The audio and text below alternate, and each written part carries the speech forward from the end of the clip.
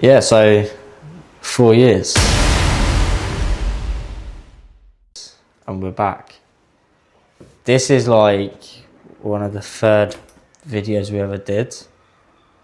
And it really kicked off. It hit 5.8k. And we're back 4 years later to see what has changed and to say goodbye to Urbex. So strap in. Let's go. I remember 4 years ago visiting here like the first time with George and Jonathan when they were part of No Fear. Well, originally it was Eastbourne Urbex. That's probably why the video was so popular back then. But I remember there was all these walls covered in wallpaper, pictures hanging up. This was like so fresh as well. Like it was very much untouched at the time. And now it's in complete disarray, covered in mold, every single room.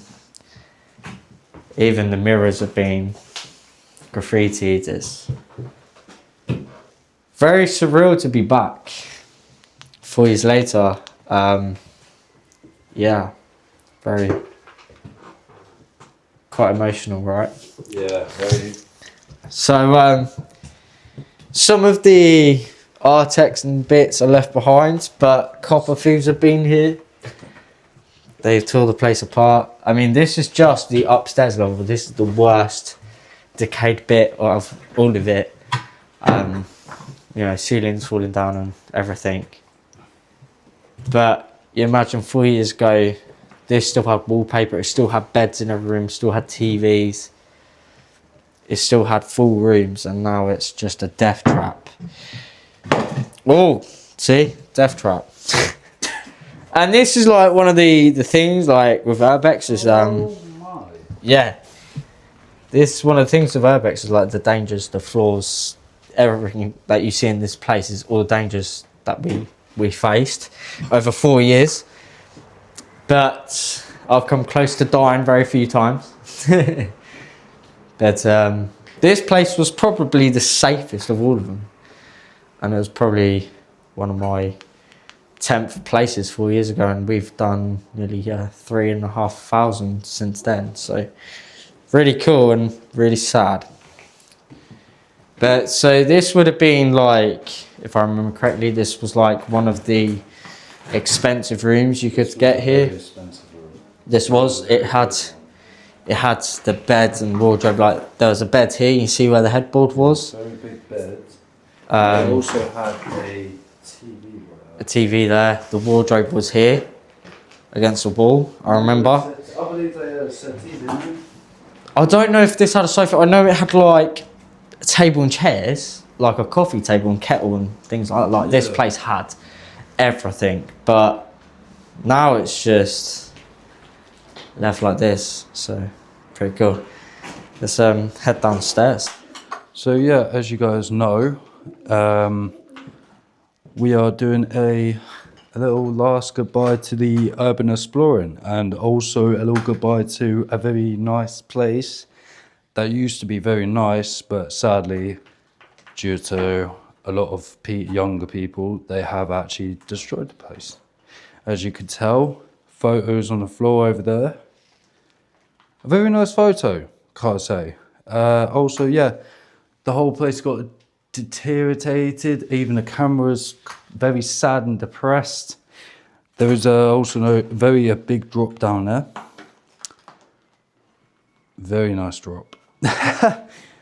So if you would like to come with me, I'm giving you guys a little tour. Nice toilet lid right there, guys. On this level, it was very fucked up, can I say? Very broken. In this room, there was a wardrobe, can I say, actually on like standing up. The reason us people like doing urban exploring is because of the history of places. And due to the history of places, it gives us a very nice, like, a very nice like feeling, like reading a book that we like reading, or watching a film we love to watch, because it's entertainment to our brains and our eyes. We like seeing shit like, example, photos, history, paperwork, stuff like that, or even places that are fucking beautiful. And we have been to places that are gorgeous as hell, can I just say. It's like example, okay, yeah, okay, this place is very rough, this room, but in the bathroom there, it's not too bad. As in the tub, it looks very nice and old-fashioned. But nowadays, our stuff is never old-fashioned, it's always modern. But yeah, it's a very nice place. There is always history to urban exploring. Yes, there is danger sides. That's why you always look around the place before exceeding your exploring. We always do a little bit of inspection before entering the place. We always read rumours about it. Like example, this bit is not safe. And this is why you always wear a mask for asbestos or dusty places. And you also be careful. And you always have your phone on you, always. But the reason we love urban exploring the most is the full funness, the full history, the full love to it. There is love to it. And what I mean of that is, yes, the places sometimes we go could be bad, could be shit, but it is a piece of history. Like this hotel, it has been up for about, how long has it been up for? I believe this place is close to 100 years. 100 years old. Close. And it's Or close. maybe 150, I don't know. And it's still up. And what other buildings there is other buildings like that. But, yeah, it's a very, very big place. And the best part to urban exploring, there's always more to it. There's always more to look around and to explore. Like example, down these stairs, I swear there's an elevator. Oh Jesus, it might be an elevator.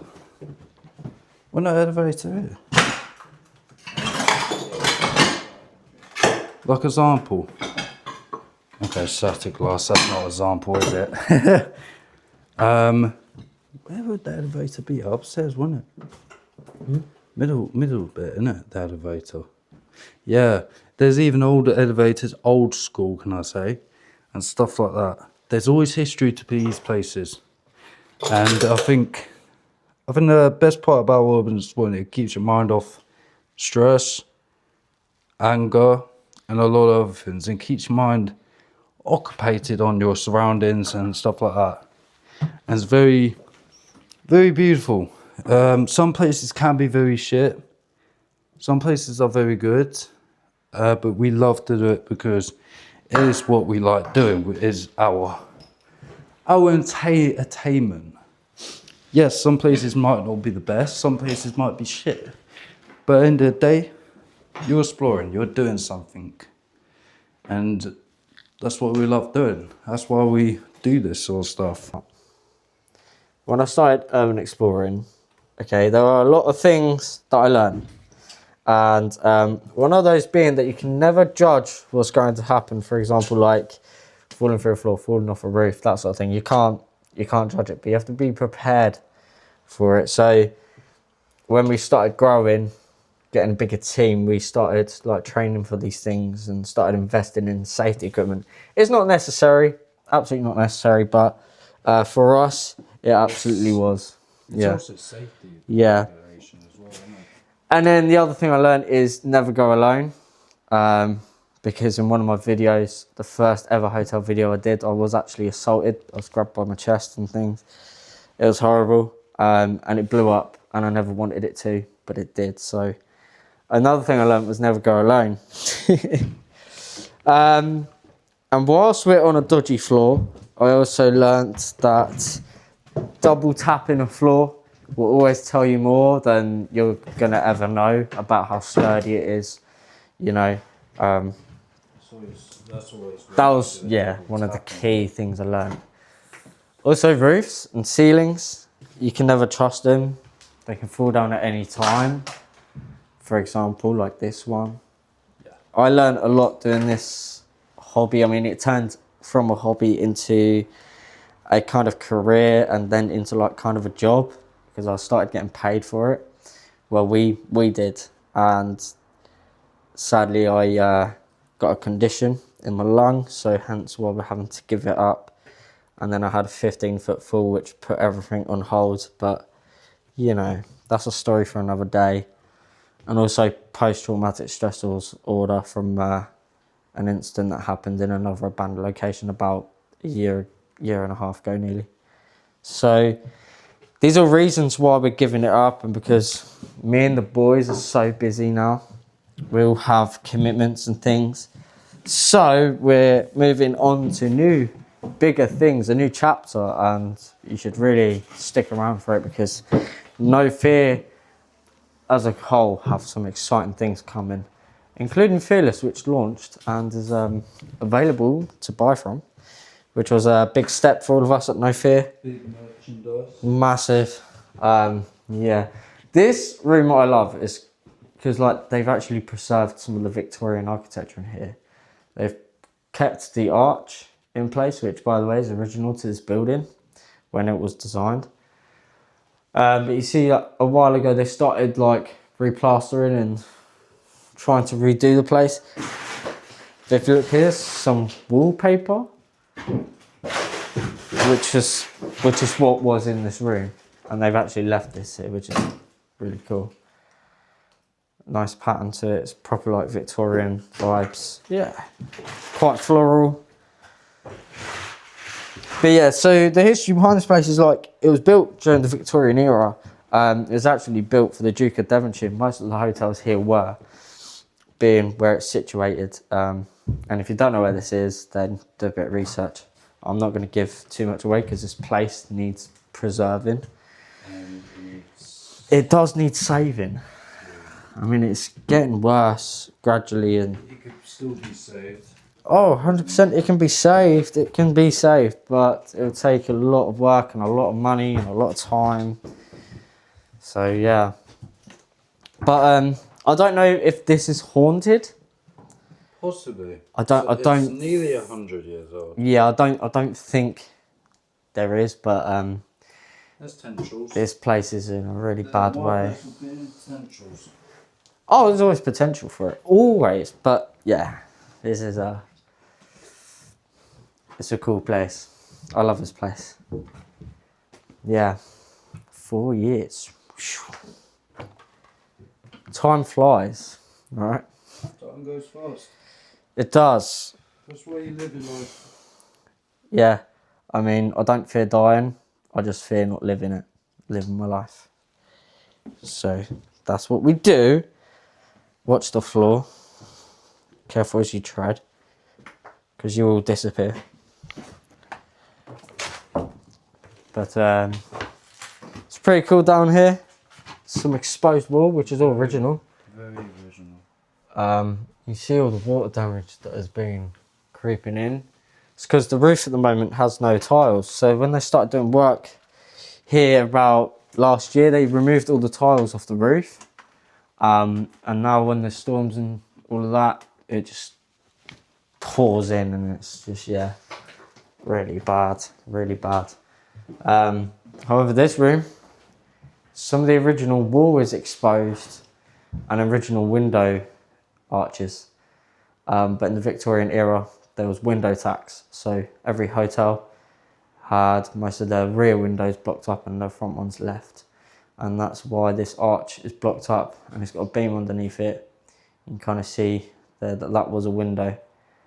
So really cool. And you see how much paint was used, quite a lot of it. But there's definitely some asbestos in that wall there. There's also another window arch just below here. Let's see that. So these rooms were really quite small, weren't they? Very small. Yeah. And then fast forward to like the 80s, they started putting in windows, these new windows like this. Double glazing became a thing. But because this building is listed, they had to get permission to put these windows in. And then it was taken over by the guy who is now struggling. So, yeah. But it's nice to see this. You don't see this in many places. No, not the modern ones now. No. At least. No, you know, but it's great. It's good to see. It's good.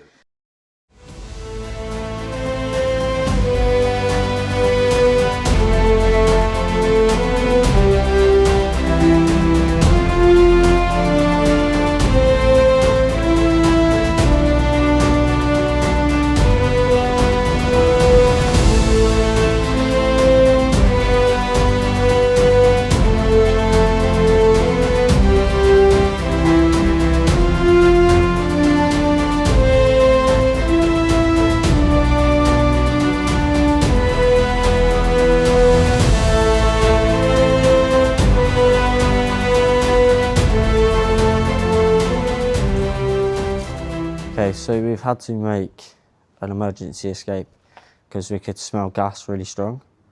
It has been reported, but there's also water flooding through the downstairs. So for the safety purpose, for safety reasons, we've left.